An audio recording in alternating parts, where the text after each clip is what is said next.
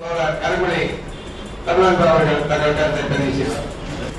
சான்றோர்கள், நண்பர்கள், தோழர்கள் அனைவருக்கும் வணக்கம்.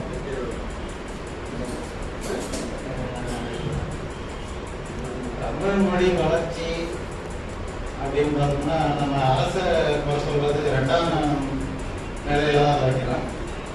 முதல் நிலை அரசை நம்ம கட்டுப்பாட்டு கொண்டு வர முடியாது. நம்ம சொல்றதை அரசை கேட்காத, அப்படி கேட்க வைக்கணும்னா அது நெடும் பயணம், அது போராடணும், நம்ம வழிக்கு அவங்களை கொண்டு வரலாம். ஆனா வீடு நம்ம கட்டுப்பாட்டில் தான் இருக்கும்.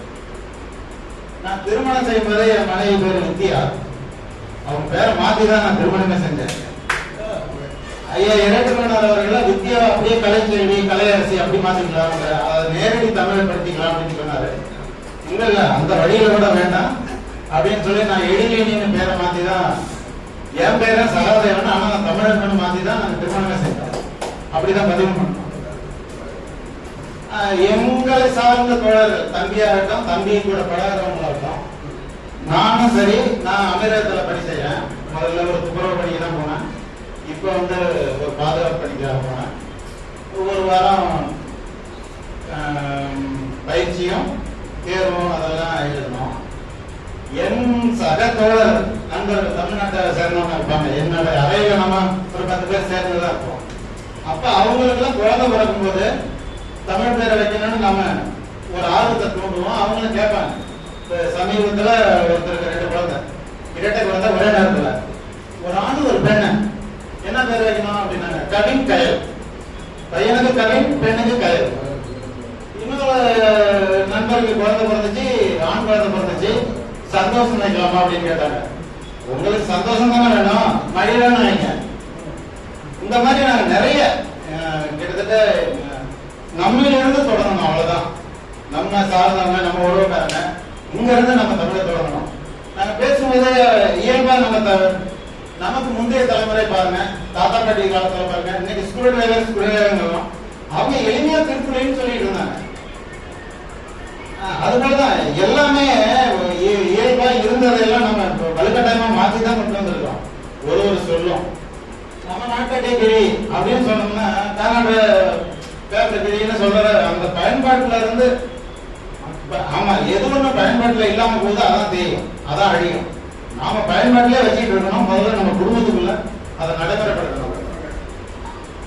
நடுவண் அரசு எப்பயுமே நம்ம கிராம வழக்கில் சொல்லுவாங்க, ஆட்டாவை விட்டு சுத்தி வேலி வச்சிடுறது, மேல விட்டு சுத்தி வேலி வச்சிடுறது. அதுபோல அரசியல்ல இது ஒரு தந்திரம். எப்படின்னா ஊழல் செய்ய விட்டு பாக்குறது, அவங்கள சுத்தி வேலி வச்சிடுறாங்க, அவங்க கட்டுப்பாட்டுக்குள்ள போயிடுறாங்க.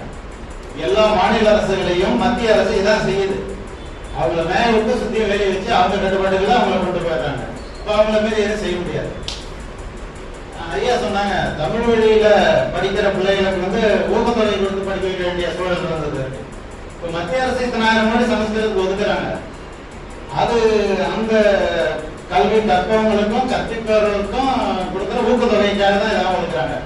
அது போலதான் நம்மளும் செஞ்சுதான் ஆகணும். அது சில இடங்கள்ல கலைஞர் அதை நுட்பமா பயன்படுத்திருப்பாரு. தமிழ் பெயர் சொல்லிட்டுனா அந்த திரைப்படங்களுக்கு வரிகளுக்கெல்லாம் அறிவிச்சாங்க. இதெல்லாம் ஒரு வகையான ஒரு சலுகையை கொடுத்து அந்த இதை ஊக்கப்படுத்துறது. அதுல நிறைய சில நெருடல்கள்லாம் இது மொழி மாற்று படங்கள் எல்லாம் இது பண்றதுனால இப்ப அதை கைவிட்டாங்கன்னு நினைக்கிறேன் நான். அதனால எதுவனையும் முதல்ல நம்மள இருந்து தொடங்குவோம். அரச செய்கிற மாதிரி நம்ம நிறைய பேர்கள் இப்ப மகிஷான்னு வைக்கிறோம், மகிஷான எருமாடு அப்படின்னு நம்ம சொல்லும் போது அவங்க சொல்லிருந்தோம். சுபிக்ஷான ஒருத்தர் வச்சிருந்தாரு. சுபிக்ஷான நல்ல பிச்சைக்காரி, அபிக்ஷான கெட்ட பிச்சைக்காரி, பிருத்திவி அப்படிமா மண்ணாங்கட்டி சொன்னாங்க. எங்க தாத்தா பேர் மண்ணாங்கட்டின்னு கூட வச்சிருப்பாங்க, மண்ணாங்கட்டிங்கிற பேர். அப்ப அது ஒரு அரசியலா இருந்துச்சு. இந்த மண்ணாங்கட்டியோட கருப்புசாமி இதெல்லாம் சூத்திரர்களுக்கும் கொஞ்சம் நல்ல பெயர்கள்லாம் பிராமணர்களுக்கும் அப்படி ஒரு பாகுபாடு இருந்தது. அந்த அரசியலை நம்ம சொல்லும் போது புரிஞ்சுக்கிறாங்க.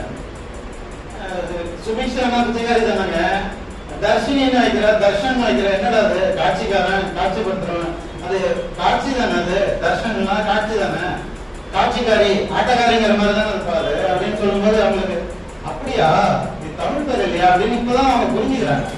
அந்த மாதிரி ஒரு அன்பாசு கூப்பிட்டு இந்த பேருக்கு உனக்கு பொருள் தெரியுமா அப்படின்னு சொல்லி கேட்டு நம்ம கொஞ்சம் சொன்னோம்னா அடுத்தது அவங்க அந்த மாதிரி பேர் வைக்கிறதுக்கு தயங்குவாங்க. அப்புறம் ஜோசிகாரங்கெல்லாம் இப்ப இது ஒரு இயக்கமாகவே நடத்திட்டு இருக்கிறாங்க. யாருக்கும் தமிழ் பேர் வராம பாத்துக்கிறாங்க. அதெல்லாம் இந்த பக்தி அடிப்படையில் போகுது. பக்தி சார்ந்து போகும்போது இதுக்கு பாஜக சார்ந்து நம்ம இயங்கணும், அப்பதான் அது இதை பாதுகாக்க முடியுங்கிற மாதிரி அது ஒரு மூட நம்பிக்கை. முன்னாடி வந்து இந்த ஸ்ரீங்கிற இதெல்லாம் வந்து இயல்படியே ஒருத்தருடைய பேர் எழுதும் போது ஸ்ரீ சுப்ராயலோ அப்படின்னு சொல்ற வழக்கம் இருந்துச்சு. அதை நம்ம தனித்தமிழ் இயக்கத்துக்காரங்களாம் அதை ஸ்ரீங்கிறது வந்து திருதான், ஸ்ரீங்கிறது சமஸ்கிருதம், அதுக்கு தமிழ் திருன்னு சொல்லி இப்ப திருமதி திருவாளர்னு போட தொடங்கிட்டோம். இப்ப அந்த ஸ்ரீ வந்து கோயில்ல மட்டும் இருக்கு, ஸ்ரீ ஐயனார் அப்படின்னு சொல்லி. அப்ப ஸ்ரீங்கிறது ஒரு பக்தி சம்பந்தமானது அப்படின்னு நினைச்சுட்டு இப்ப வச்சுட்டு இருக்கிறாங்க.